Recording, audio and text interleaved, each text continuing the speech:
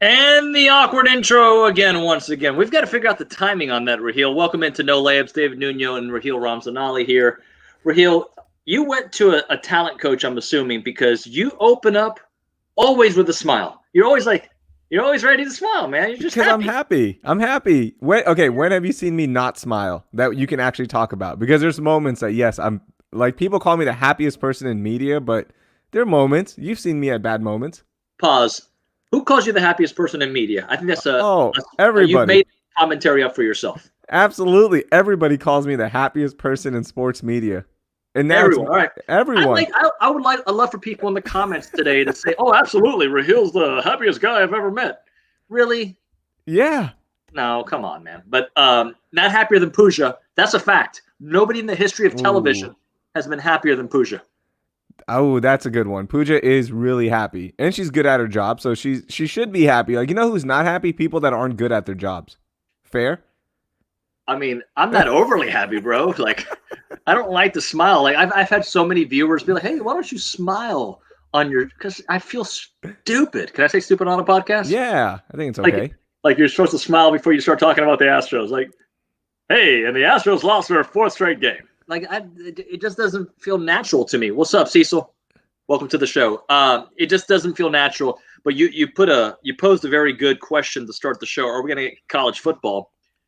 I think it depends on where you live, Raheel. And hello, Crystal. We appreciate you joining us because in the grand scheme of things, Heezy, can you believe the SEC is going to be like, nah, sorry guys, you up there in the North, you in the MAC, you in the West, you in the Big Ten, you guys want to cancel college football? We'll just play each other. We're fine. We're the South. I just can't see the SEC saying no.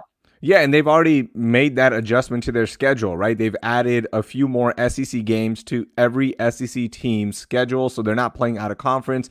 They're staying within their own conference now. They've already announced the schedule. They're going to announce the times here pretty soon. But for example, Texas A&M added Florida right at College Station, so that's an additional game that they added there. So they're moving forward. I agree with you with the SEC, right? They don't need the Big Ten. They don't need the Pac-12 or the Big 12 to get things going and to have college football. But the issue now turns into what happens if the Pac-12, they're going to decide here pretty soon. They have a call coming up on Tuesday, I believe, according to CBS Sports.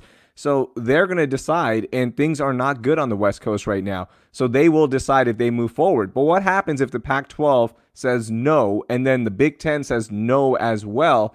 So is the SEC just going to play their Yep. conference, crown a champion, and then there's no playoffs? Because you can't have the playoffs without two of the major five conferences. I cannot see the SEC at this point canceling their season. I'm not saying that I agree or disagree. By the way, Mm-hmm. I just can't see it. And by the way, brings me up. I hate to. I don't mean to subtweet. By the way, Richard says hook 'em horns. I disagree with that methodology, but no, it's right here. You know who old Big Sarge is? Yeah.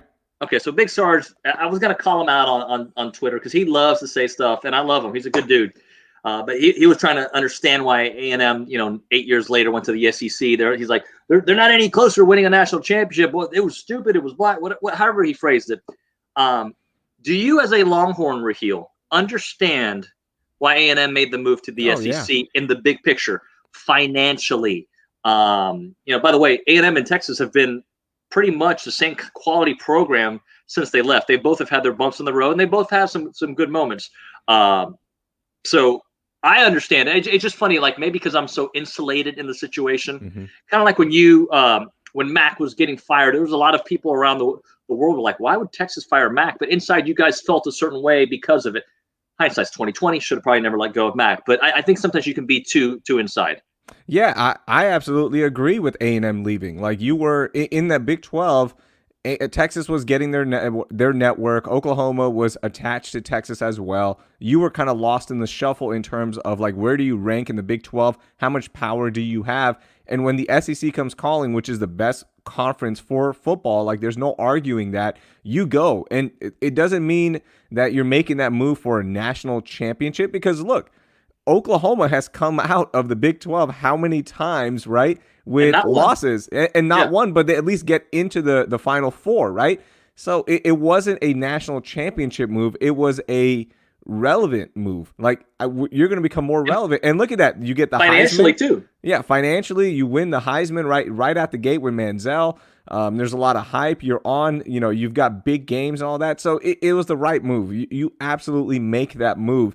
It's not about being closer to a national championship. It is harder in the SEC, but you also get the benefit of the doubt in the SEC. You can lose a game or two, and if you win out in the SEC, you're still probably in the Final Four. So that's what it's for.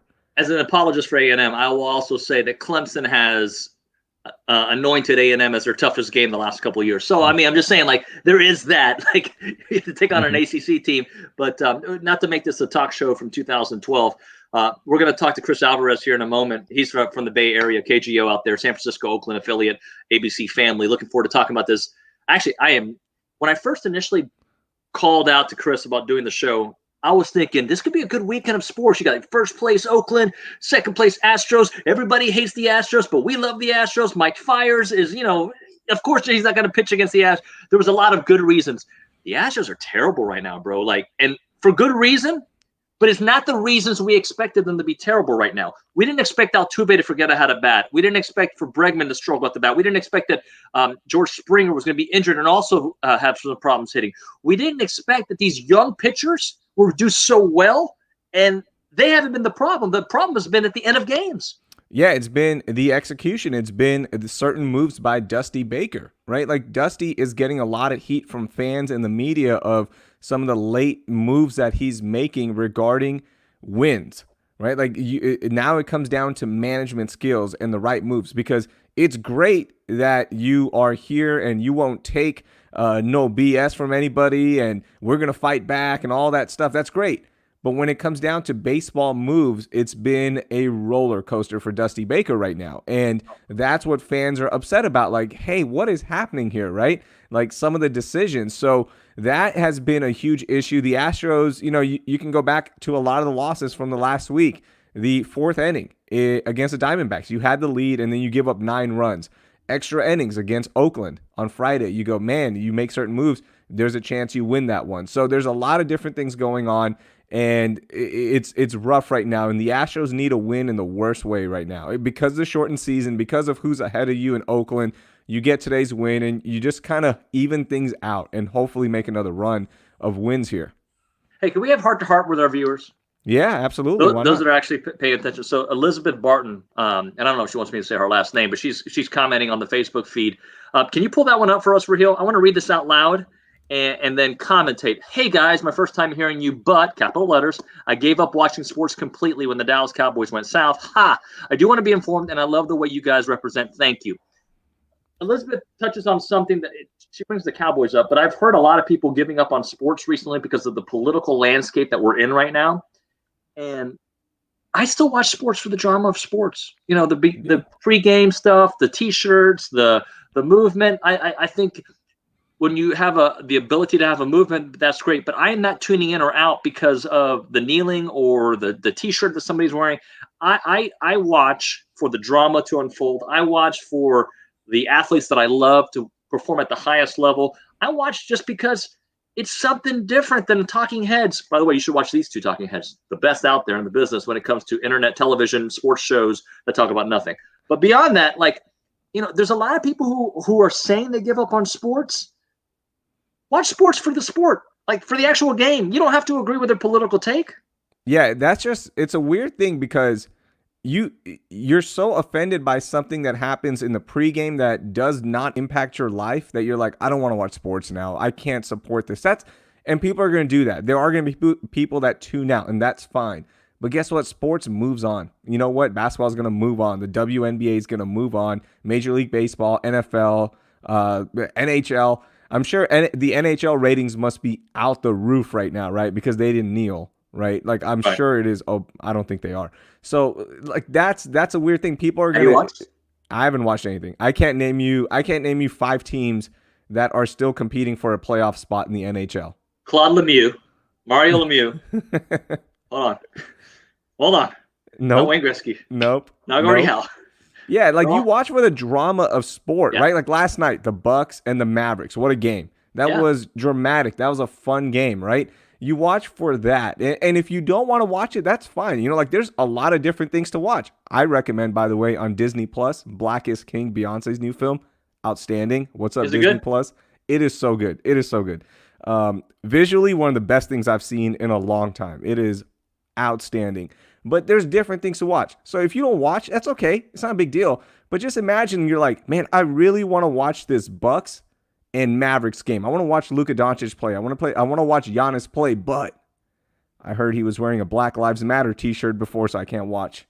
Like, imagine making that decision, right? That's kind of weird to me, but I understand people are doing it. But the flip side, though, Raheel, the flip side is people are giving up on you if you're wearing a Make America Great Again, too, though. So there is both sides of this. So, like, people, there are some people who hate Kanye West because of, and Kanye's, you know, we've loved his music since day one, but he has done some things that have made, depending on what you believe, the other side be like, I'm done with Kanye. What's gone with it? That's a very fair statement. Yes, absolutely. Like I just used Black Lives Matter because that's what the Bucks and the Mavericks are wearing. But you're absolutely correct. Imagine just going, man, I really want to watch this sport. I really want to watch this matchup. I'm so interested in it, and I'm hyped for it.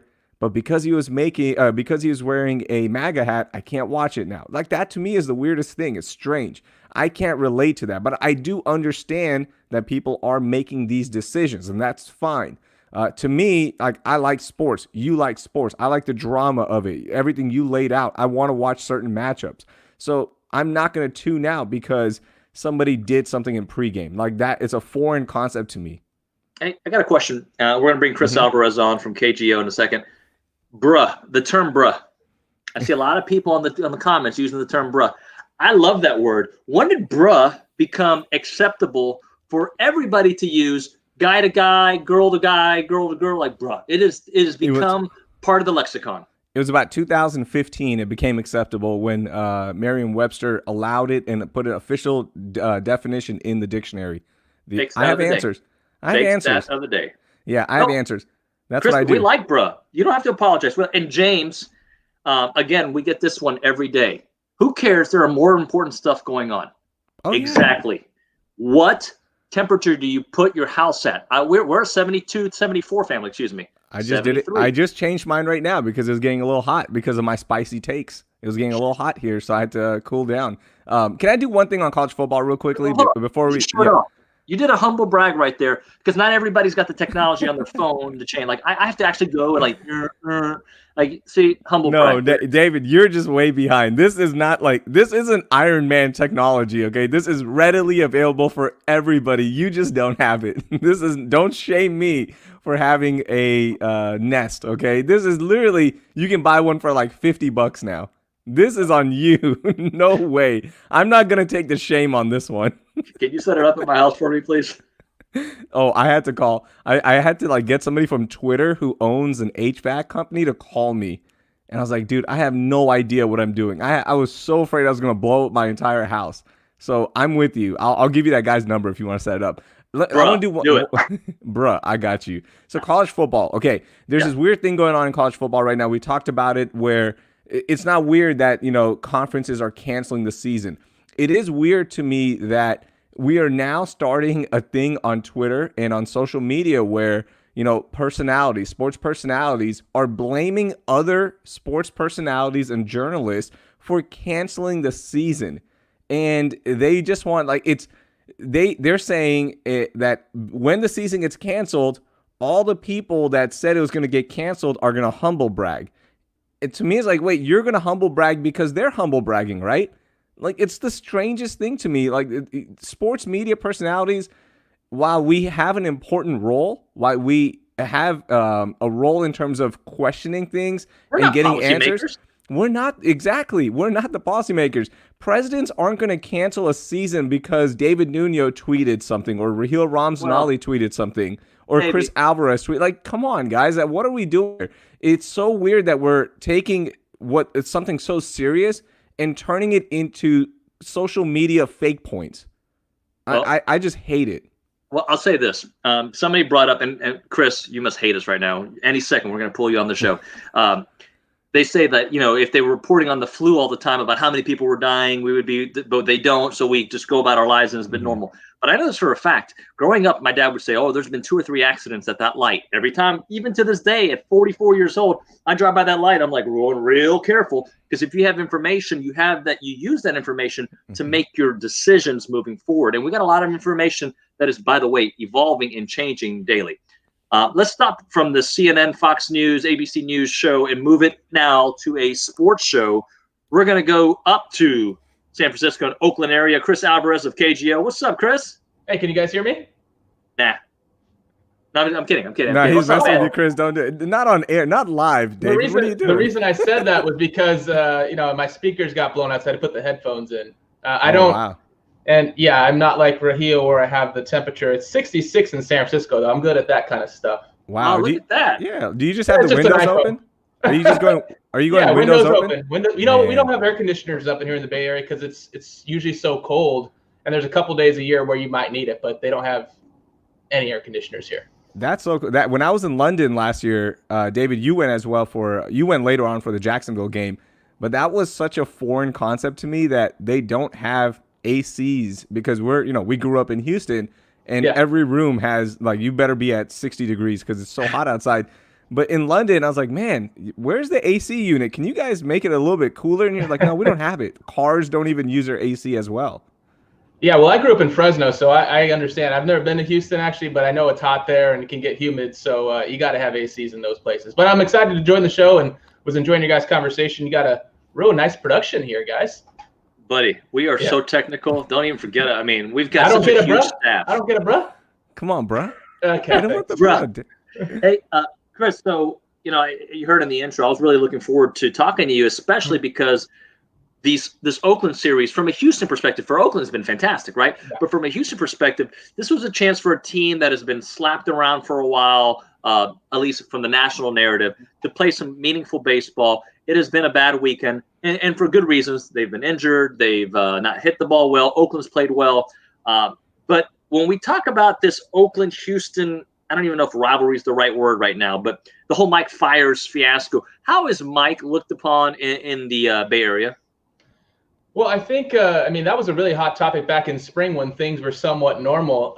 I think that he's looked upon fine. I think at this point here, at least in the Bay Area, we have forgotten all about that. That was February's news, and we had a whole pandemic, and things are just a lot different, as you well know. So I think it's kind of blown over, and we're just happy to have sports back. And now the thing is, can we get through the season healthy? You're always just wondering about the Marlins and the Cardinals. And I was in Oakland, I think it was, you lose track of time, but that Monday when the Marlins news hit where they had 17 guys and I was going to the Coliseum, and I kind of felt that day like baseball could get canceled. The same moment I had when I was in San Francisco the day before the NBA got shut down. The Warriors announced early in the day before Rudy Gobert tested positive that they were going to play the next day with no fans. So it had that eerie feeling like, oh, we're going to do this again. We just got sports back. So to answer your question about Mike Fiers, it's kind of not really much of a thought out here. The A's are playing well. They're the hottest team in baseball. They have 8 straight wins. Everything's kind of clicking for them right now. And obviously this Houston series in a shortened season to have a 4.5 game lead, if they get a sweep today, that's a big deal. But there's still some time left. The Giants are coming to Houston. San Francisco's been struggling a little bit. So maybe you guys can get it right there. San Francisco on a 10-game road trip, and this is a big point in their season. 60 games, you guys well know it can get late fast here for those teams. Yeah, absolutely. And that's what we're talking about. Like today for the Astros, they need this win in the worst way, man. Just one, like mentally to get out of this, but also with the standings and shortened season. If they lose this, it would be pretty sad from a Houston standpoint. But would it be sadder than the banner that flew on Friday? Was that the saddest banner that you've ever seen, or did you even see it? Like before it went. I did see it. I saw that was gathering some traction up here in the Bay Area. I don't know if it just, there was rumors that it was going to happen. We had run it in our news a little bit at the end of the 5 o'clock because people had reached out to our news department. But, it is what it is. I saw it on Friday, and I'm like, look, and by the way, Astros fans, stop complaining. You're everything that's all the jokes, the banners, Rob Lowe wearing a cap, all that stuff. You can't complain about it. Like, we're cheaters. Like, guys, we cheated. We got caught, okay? I didn't cheat. You didn't cheat. Okay. No. But we supported cheaters, David. That's what happens. we can't be upset. We can't be upset about everything. Let me pause everybody here. Question. So what's going to happen if we find out, and we're going to find out more information about the Yankees and the Dodgers and all these little people wearing their little asterisk hat, right? What's going to happen when we find out that their team was doing it too? All of a sudden, like, oh no, it was different. The Astros were first. But they didn't win. They didn't win the title. That's the problem. Well, the Red Sox had the watch. Yeah, the Red Sox. Yeah, like the Red Dodgers Sox are the team that's most upset in this scenario. Yeah. So like that banner, people were so upset about it on Twitter. Like, oh, I can't believe you guys did. Stop. Every single joke comes our way. You got to take it. That's just part of it now. You know, and that like, do you catch any of the Astros hate anytime you tweet anything about the Astros from Astros Twitter? You know what? I don't tweet a lot of hate just because that's not what I do. But I do notice I have a lot of friends. I grew up in Fresno, and you're here in the Bay Area, so I know a lot of Dodgers fans, and a lot of Dodger fans follow all those Astros, any account on Instagram and Facebook and Twitter, and so they'll send me different things. But Astros shame. I don't even know what they're all called, but I'm sure you guys know much better than me. But it's definitely a thing that they're still bitter about. I have to ask you guys because I'm so used to asking questions. I don't mind if I ask. When you guys were covering this spring training scenario in February, did you feel that their apologies were legit? I mean, out here, at least, you guys are so close to it. What did you guys feel about when they were apologizing? Did it feel real? So I was at spring training with the Astros during it, and I will say a couple things. First off, their initial day was not well orchestrated, right? Yeah. I think Jim Crane put the players in a poor position by bringing them up, and then everybody thought, oh, the press conference is done, and not realizing that you could go in the clubhouse and talk to the players too. It seemed it just was not planned correctly. But I know these guys, and I think they were sincere, but they also are like the way I take it, and I'm not saying that I have insider information here. The way I take it is like, yeah, we messed up, but so did you.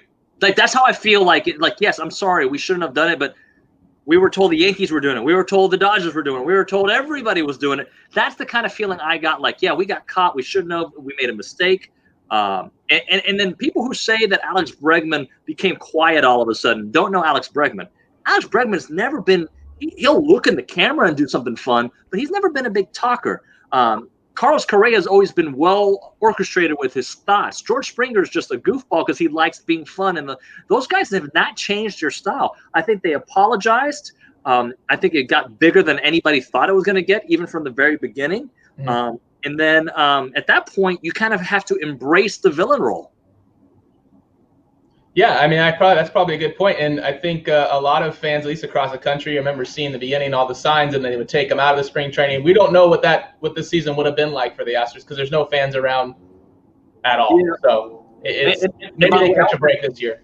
Chris, I was at that game where they took pictures of fans being removed, the signs being removed inside of the what's the name of that ballpark? Wherever the Astros a national share. I'm sorry for forgetting it. Fit Ballpark, I think it is called. Fit Team Ballpark. But the truth is, and I talk to people who work at that stadium, you're not allowed to have signs there at all. In the 4 years it's been open, it just became a bigger deal because sometimes they don't really notice the signs, and it doesn't. But because of it, it became a bigger deal. But that's always been a policy there. Yeah. Well, cool. Hey, yeah, Chris, how would you rank right now the interest of the teams with your fan base? Like, how would you rank it with all the teams? Who's number one? I would say the 49ers are number one. This is a 49ers town when everything's right. The Niners dominate the news. Obviously, they're coming off a Super Bowl run. We're waiting to see if football even gets started, guys. I mean, I know we've been talking about in our sports department, yes, training camp and stuff has started, but they haven't hit each other yet. They're not in contact. So I got my fingers crossed the next 2.5, 3 weeks to see how many cases are going to come down. I think it goes in waves, but I would say probably 49ers. Giants and Warriors are close. I'd say more historically probably the Giants, but the Warriors have always had a good fan base. I know people think that they jumped on the bandwagon in this run over the last 5 to 7 years, but if you look at the attendance when they've been bad at Oracle, they were top 10 in attendance. Those people come out almost like Cub fans do. Oracle Park's one of the best ballparks in the world, in my opinion. The A's are very good. They just have always had trouble, as you guys know, keeping their guys, being a low-budget team. They have great drafting. I mean, historically, they're good. It's just a matter of can they ever keep the guys or do they want to keep the guys? We got the Sharks. The great thing I hear you guys talking about the Astros and hearing some of your moves. Obviously, we love Dusty Baker up here from the Bay. It's kind of tough to keep track of things sometimes. You're keeping track of 2 baseball teams. We had 2 football teams. You guys obviously have a lot of sports down there, too, and college takes over as well. So It honestly depends on the person. I think there's fans that are San Francisco fans, and there's some that are East Bay, and they don't really cross over. I know I grew up in Fresno, so I was a Niners and Giants guy, but I've never hated the A's and the Raiders. I've always respected them. So it depends on who you talk to. That some people don't like to cross bays, though. Chris, not to make this about the cheating scandal again, but I think it's relevant at the moment. Dave Stewart, who I met as a kid, I love Dave Stewart. I mean, one of the best pitchers I ever saw play. I was a diehard Oakland fan as a kid, more than the Astros as a 10, 11, 12-year-old because of Jose Canseco. Sure. I'm Cuban, and he was my favorite guy. Dave was, I believe, on Twitter kind of talking a little noise about the Astros recently. I forget exactly what he said, but he was talking about their cheating. And then I guess some of the – I don't know if you saw some of the flack he got. It was like, well, you were on the 88, 89, 90 A's that had the steroid era kind of started there, right? The back brothers with Jose. So I don't know if you saw any of that, if that caught any traction out there. But I think you're going to find cheaters in almost any organization, unfortunately. Yeah, I actually didn't see that, but I can imagine where you were going. I could almost tell. I'm like, I can predict what you're going to say right now, that there's going to be someone that says that. And like you said, there was the whole, Balco up here and Barry Bonds. And so he's not in the Hall of Fame because whatever you want to say, you can make the argument he was a Hall of Famer before any of this happened. And I'm sure you guys have seen all the Long Gone Summer and the way maybe that was perceived as far as a documentary. I'm sure you guys watch those type of things and analyze them from a production hat. But yeah, I mean, there's the whole saying, if you're not cheating, you're not trying. I don't know if I believe in that, but it just depends on who you ask. Everyone kind of is biased to where they're from or who they like, and they want to put their spin on it. And let me just go ahead and say this real quick. I am not endorsing. No. But I think we all put our goggles on for the perspective we want, right? So sure. If I was an Oakland fan in the 90s and the late 80s, I could justify it because, hey, everybody else is doing it. It doesn't make it right by any stretch. Right. There should have been a punishment. I'm glad there was a punishment for the Astros and anybody who else does it. But I think we all, as a fan, we find reasons to love Patrick Beverley when he's on your team, but then hate him when he goes to the other, just like Russell Westbrook here in Houston. People hated him here. Now he's like the greatest guy ever. Like, this guy does no wrong. If James Harden leaves, everybody in Houston's going to be like, well, he couldn't win the big one. But here, they'll defend that beard until the end of time. I was curious to ask you about the bubble and what you think of the Rockets. I mean, they're playing well at the right time, but obviously there's a lot of time to go. The Lakers haven't looked good. What are your guys? I mean, what's your take there on the Rockets, and do they have a real shot at this thing? The Warriors are out. We're so used to that rivalry the last couple of years. We're missing it. But what's the take on the Rockets out there in Houston? I think the Rockets, the one thing that is benefiting them right now is that they know what they are. Like, they know that we're small ball. We know we're going to shoot a lot of threes. There's going to be a lot of ISO possessions. They know who they are. The Lakers right now are reeling because they're not sure who they are. They're not sure because they're trying to fit in some new role players. The Rondo injury hurts them. He might be back by the first round, according to new reports. You look at the Bucks as well. They're struggling right now because they're not sure who they are. Right? These games are serving a purpose of figuring out who you are. So by the time the playoffs roll around, maybe they figure things out. But the Rockets have the benefit of, we know who we are. You look at Portland, they know who they are, and they're playing good basketball. You know who the Suns are. So there's no reinventing the wheel on the fly like it is for certain teams. So I think the Rockets have that leg up right now because of that. Well, and I'll say this, look, until you do it when it matters, it doesn't matter, right? And the Rockets have been an excellent regular season team the last few years. I think it was a couple years back, they had 60, 65 wins, whatever it was. They're a solid team that has gotten close to beating the Warriors in the past with Chris Paul, and then without everybody on the Warriors, they still lost. But they've lost. What is it? Raheel, help me out here. The Warriors 3 out of the last 4 years, and the Spurs once. Yeah. So it looks like the Spurs aren't going to get in. It looks like obviously the Warriors aren't getting in. So do I think that they have a chance? Absolutely. But it does boil down to somebody beyond James Harden carrying that team. They do have that with Russell Westbrook as long as he stays healthy. What about, like, just as far as, like, the shot making? I mean, you saw the Warriors that, what was it, like the 0 for 27 or whatever that stretch was, that was just historically crazy. Defensively and stuff, there's always a talk about, at least I'm going from the national or like our perspective. Sure. It's obviously a lot different than your inside perspective, but they fascinate me for sure watching them. I watched that Bucks game on ABC and it was like, they're pretty impressive. They can be. Yeah, the defense, like James and D'Antoni talked about it earlier this week, David, that he is focused more on defense right now. James is, and you can tell like he's making a real effort here, which is awesome. It's not just post defense; he's making an effort on perimeter defense as well. And their plan has always been, can you get big stops under 5 minutes? That's all it is. And that defense looks totally different. As we've seen the comeback wins with the Mavericks and the Bucks, it looks totally different under 5 minutes. That defense ramps up, and that's when they really start going all out. So, there is a chance here, and I think the matchups do favor them. I don't think the Lakers are some unbeatable team. You see Anthony Davis go through stretches. Anthony Davis was horrible last game, right? And they were playing like this wasn't just a, hey, let's just kind of go half speed here. No, they wanted to win that game. So Anthony Davis has issues. LeBron, his scoring has not been the same as well. So we'll see, man. This has been a great of an opportunity because of the rest, because of the matchups for the Rockets to make a run and get to the finals. Hey, Chris, man, we appreciate your time. I know we met at the World Series, and you're doing great work there in KGO. How long have you been in the Bay Area now? 2 years? No, actually, just passed my 1 year anniversary. 1 year. The other day, yeah. It was going. I mean, it's gone great, but 6 months I was riding that high at Super Bowl, Pebble Beach, and spring training. Then a lot changed in the world. So, but I'm really happy. I've had a great opportunity to be here, and I hope I can come on with you guys again. I really enjoyed my time, and would love to talk about whatever. So. Yeah, man. Let's do it soon. You're doing great work, and we will catch up very soon, Chris. I appreciate your time. Thanks so much, man. Thanks, guys. Have a great show. Appreciate that. Chris Alvarez of KGO there in the Bay Area. Oakland series going on for the Astros, not looking as good. And for the Astros, looking really good for Oakland. All right, Raheel, I'm going to intro our next guest because he's done a lot for me in my career. He's done a lot for the city of Houston when it comes to soccer and his passion for the sport. Chris Canetti joining us here. World Cup bid president here in Houston, trying to get the World Cup games here. What's going on, Chris? Not much. How are you? Good afternoon. Good afternoon, man. So you and I have been catching up almost weekly on where Houston is and their chances of being a host city for this World Cup. Can you kind of take me through, since we have it's long form interviewing here, just kind of take me through how this has all kind of come together, because you've been on the job now doing this, and we're starting to get into overtime right now. Absolutely, David. It's been over 2 years since North America was awarded the hosting rights for the 2026 FIFA World Cup.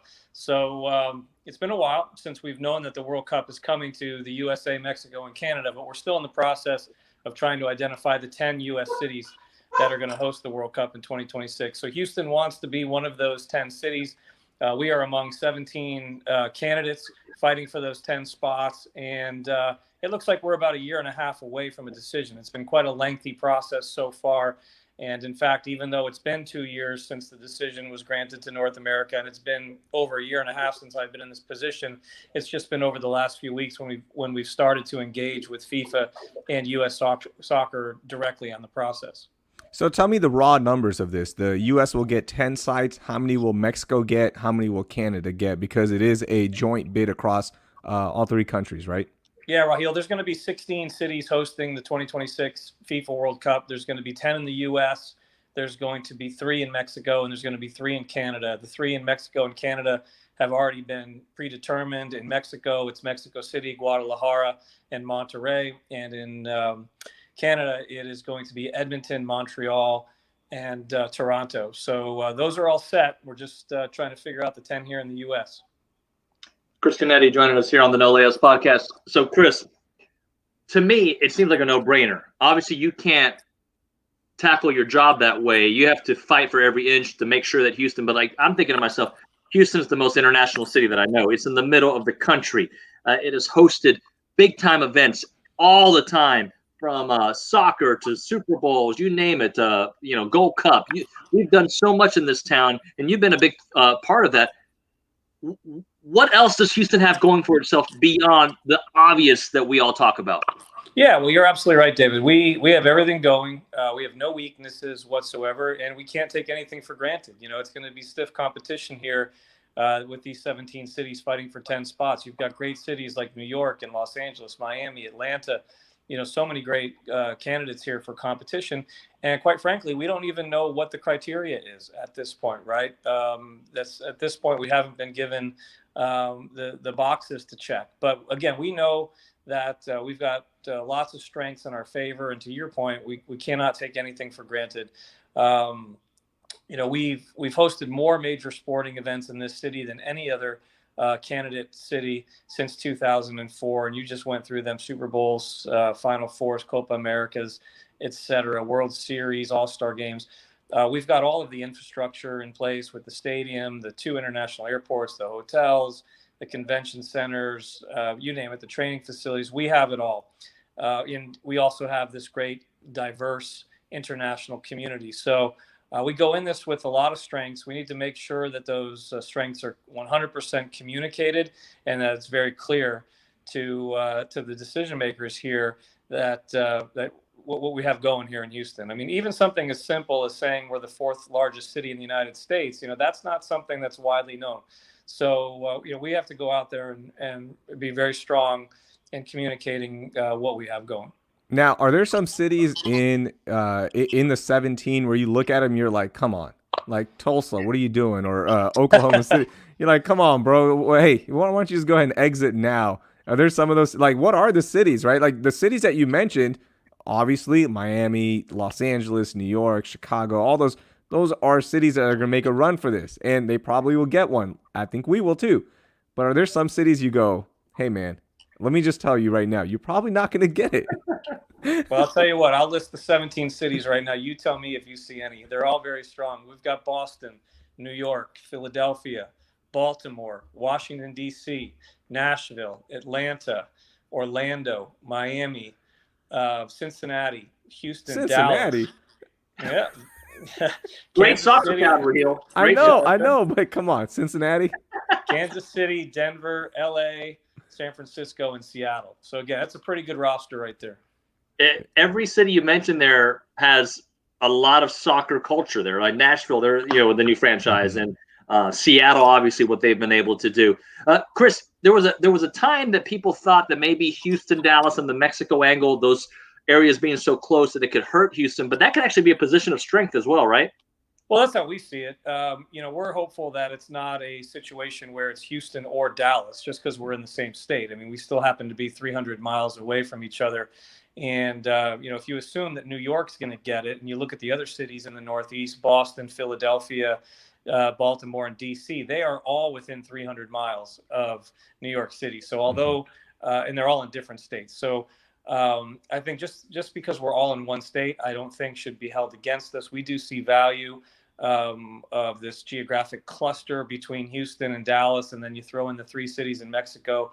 To your point, David, there's that would put 5 cities, within a short distance from one another to get teams back and forth. FIFA officials, fans, you name it. So we're actually in favor of that type of setup. Man, Dallas doesn't deserve one. I'll say it for you, Chris. Don't pick Dallas. Pick Houston. So has it been determined who's going to get any kind of, the playoff spots, or is that something that once you figure out the 10, then it goes from there? Like, where will the finals be held? And has that been determined at all? No, that hasn't been determined. None of the games have been set in place anywhere. Okay. Unfortunately, we won't qualify for a semifinal or a final match because the stadium has to be 80,000 plus seats. So realistically, there's really only, I think, 3 situations that fit that right now, and it's LA, Dallas, and Houston, and New York.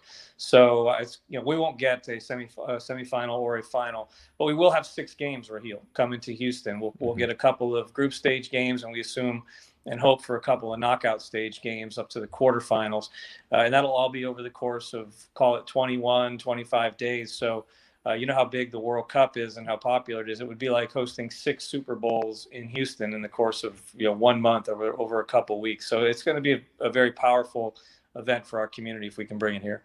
Chris, strength in numbers too. Talk a little bit about the board that you guys are continuing to add some big names to it. Jane Campbell this past week joining the board.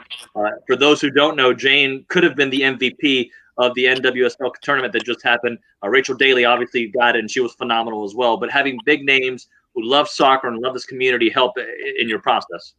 Yeah. So again, we've been up and running for a year and a half, and over that course of time, we've put our board together. Lots of CEOs and people from the soccer community and civic leaders make up our board. But over the last couple of weeks, we've brought some soccer talent on, if you will, in naming DeMarcus Beasley, who's played in 4 World Cups and now lives in Houston, has been a resident here for the last 6 years after playing for the Dynamo.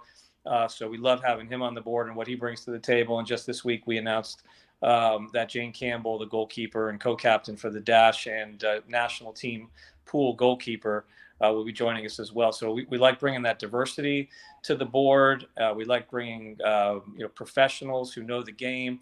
And a big part of our whole plan is a strategy called winning through soccer. And you talk about the fact that we've got all these great pieces of infrastructure in place and tangible things. One of the intangible things we want to bring to the table is a strategic plan that we hope is unique and different from all the other cities. And we've titled it Winning Through Soccer. And a big part of winning through soccer is growing the game.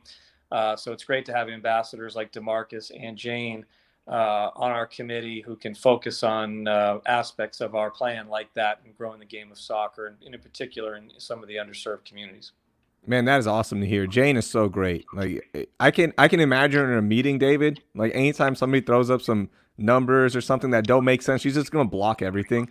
She's just like, nope, that doesn't make sense. Nope, stop. I'm one of the best goalkeepers here, so stop with the nonsense. She's phenomenal. It's great to see her get that position, and then you guys so committed as a committee and a board to really grow the game even more than it's already been growing here in the city and elsewhere. Yeah, I mean, look, Jane's a Stanford grad, and she's really smart and well educated, and she's very enthusiastic about joining this committee, as is DeMarcus. So it's great to bring people who are very passionate about the game, and when they set their sights on something, are going to really commit and go in full force. So looking forward to the contributions they can bring to the table, and again, growing the game and creating a legacy through this World Cup is a big priority. Chris, last thing for you. What's the next steps for you guys? When do you meet with FIFA again? Kind of just lay out the next couple of months, maybe. Yeah, so we made our big presentation, as you know, about 2 weeks ago now. It was our introductory presentation. By all stretch of the imagination, it wasn't going to win or lose the World Cup bid for us, but it was a good start. And we really started communicating all the great things we have going on, including our Winning Through Soccer program.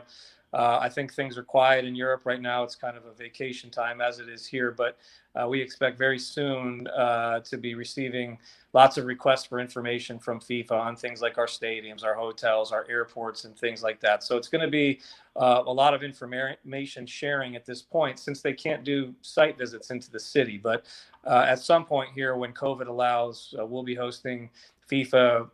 It's planned to be 2 times in Houston to be able to show them firsthand our capabilities and what we have going on. But in the interim, it's continuing to develop our plan, put it in place, and execute the things that we're trying to do locally through our committee, while responding and reacting to everything FIFA is asking for.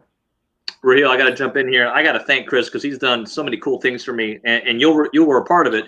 When I first started doing sidelines, it was Chris and Rocky Harris, who used to be with the Dynamo, who helped me get that chance, and I learned so much. Sitting there watching Dom Kinnear back when they were at Robertson Stadium, I would stand right behind Dom. He'd get very annoyed. I was right by him, but he taught me the game in a different way. And Chris was very responsible for that. And a year ago, too, Raheel, you'll remember this, Real Madrid played Bayern Munich. Chris invited me to help moderate a discussion with Lothar Matthäus and some of the guys there from Bayern Munich.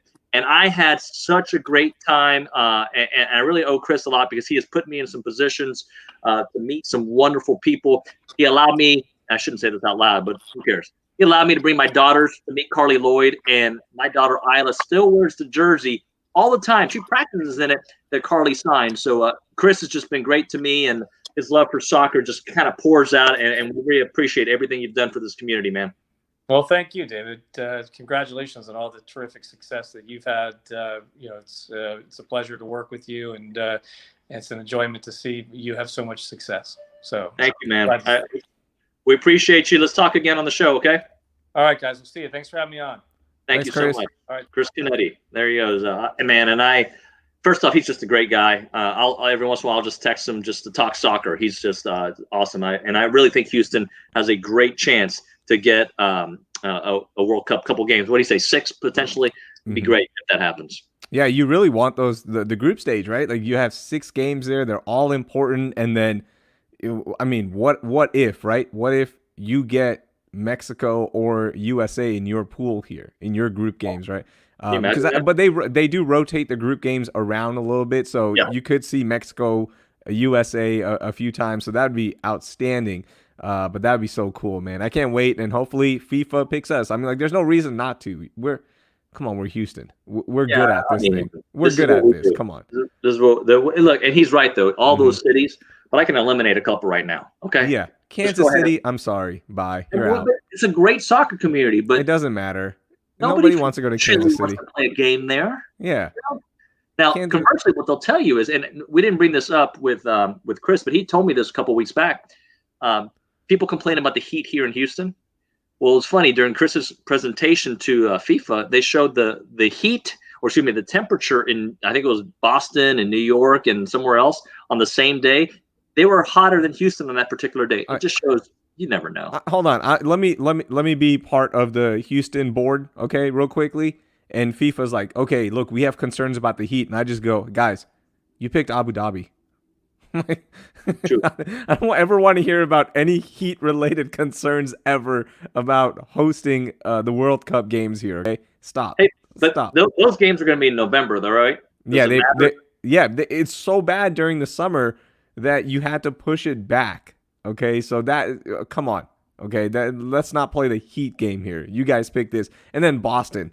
Do you think people want to be in Boston with that traffic, lack of parking?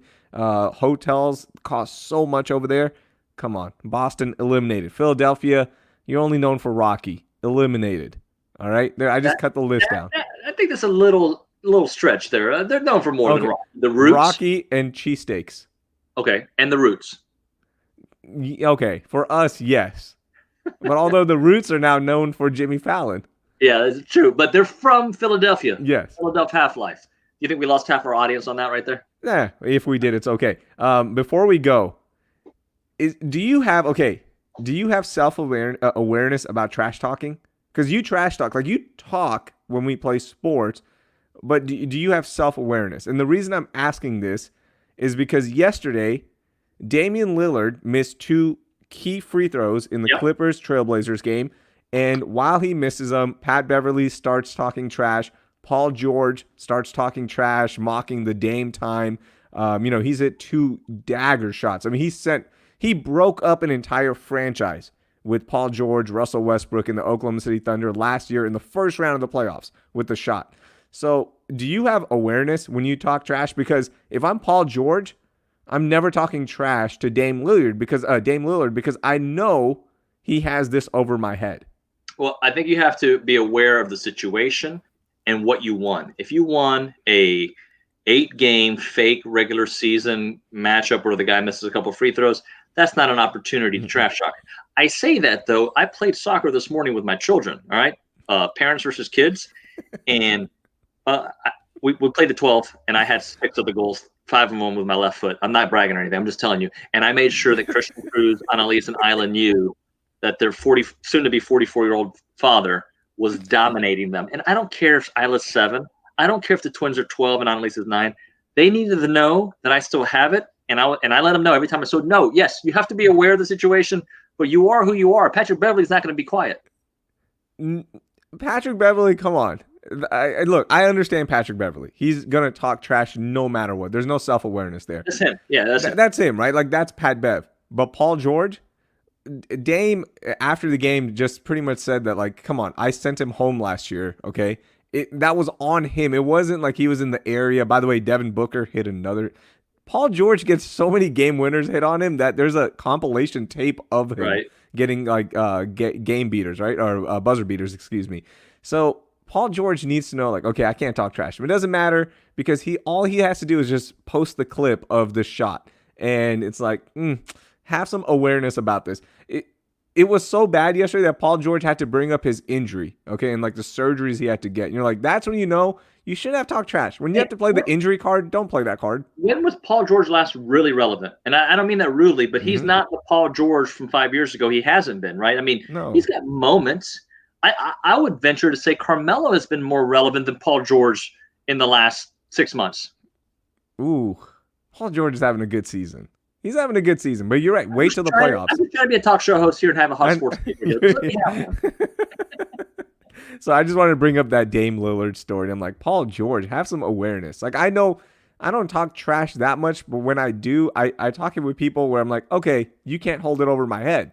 I know who to talk trash to because there's some matchups you just go, yeah, this guy's a little bit better than me. What am I going to do? Hey, can I tell a story that I'll probably get in trouble for saying on air, but it's whatever. It's a podcast is what we do. So I'm going to take you back to, what was it, 2015? Is that when Dwight and the Rockets lost in Portland and then Damian Lillard shot? I think it was 2015, right? First round? Yeah. Okay. No, 2014 or 15. I don't know. Whatever I'll year. look it up. Yeah. Yeah. My dad is 90, right? I can be, hey, Dad, do you remember blah, blah, blah? He's like, yeah, that was like a 1968, and I was driving a Ford Camaro, and it was red. I don't remember the Rockets roster from last year. Fact. And I work in the business. I have no memory whatsoever. My recall is gone to you know what. But I remember this moment well.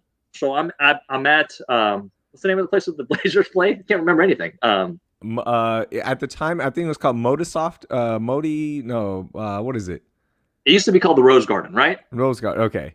Was that like in the 80s? I remember stuff from the 80s. I just can't remember stuff from like now.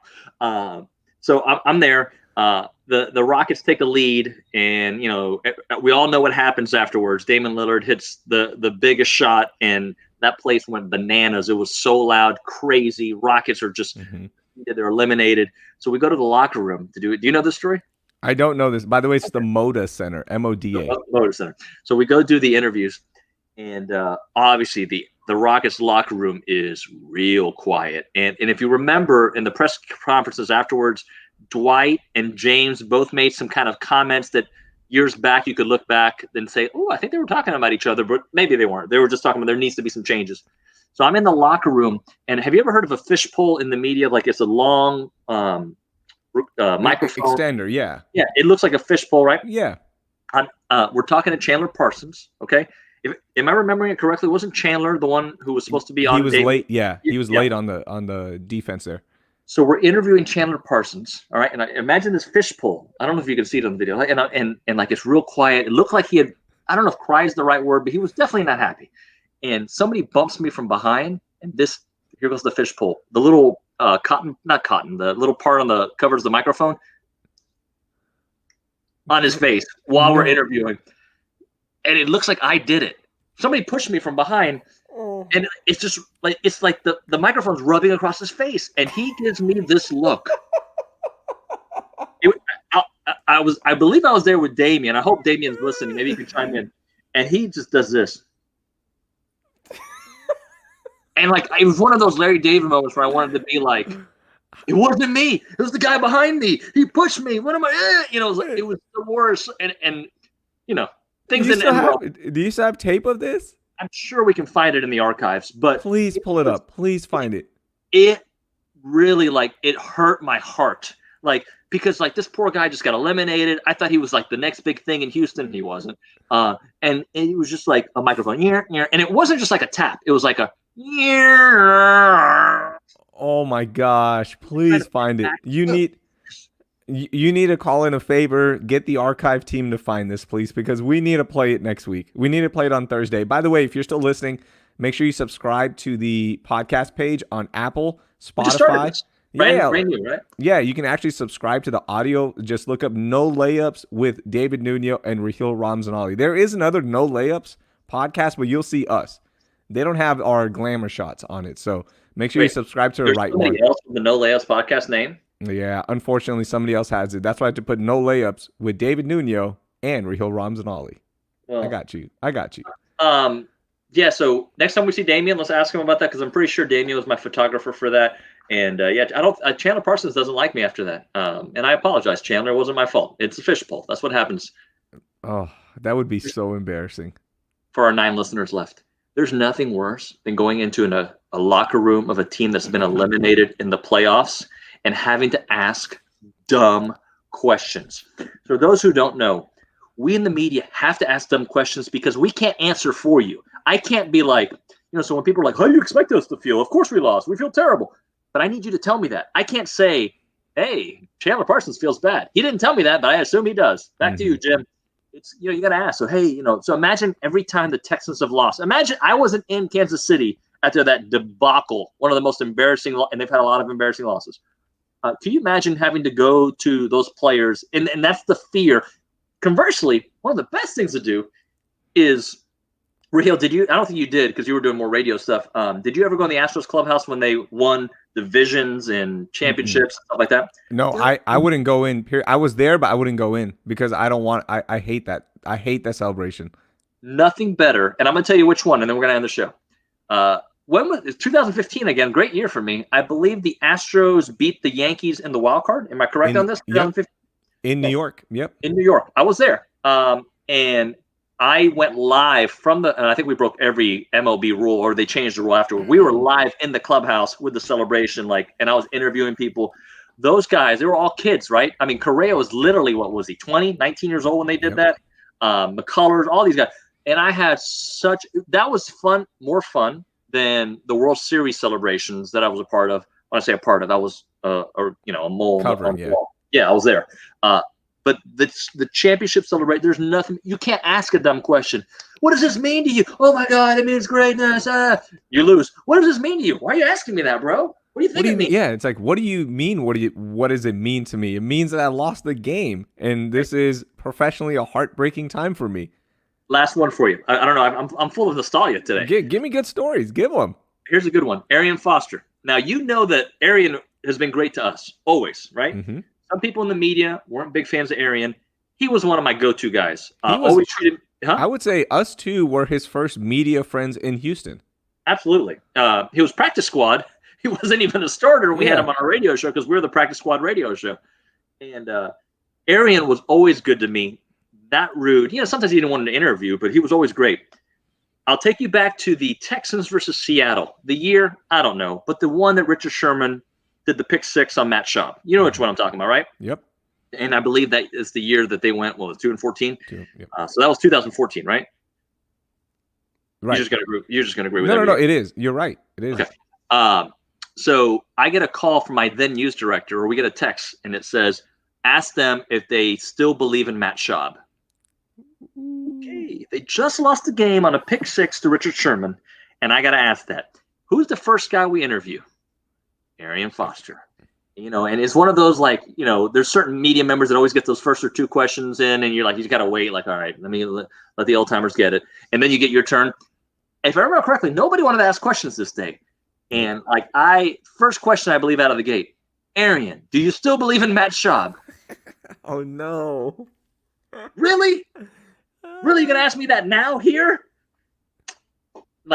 I think he said some other words. He was not happy with me. So those are a couple of in the locker room. Am I allowed to do these stories? I think so, right? Yeah, I think so. Yeah.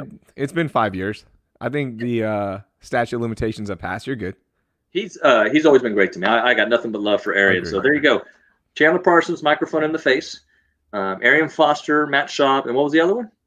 The other one was celebrations in the Astros locker room. Oh, those are all great. So there we go. Okay, you need to find that clip. You can't talk about the Chandler Parsons clip and not find it. Or somebody, if you're listening, look it up on YouTube and see if we can get it, because we have to play that next week. Yeah, I'll ask Damien. He may have it was 6 years ago, right? He may have the card, or he may know how to find it. But yeah, for now on, when I do this, we all know it's going to be our logo of our show. No layups, microphone in the face.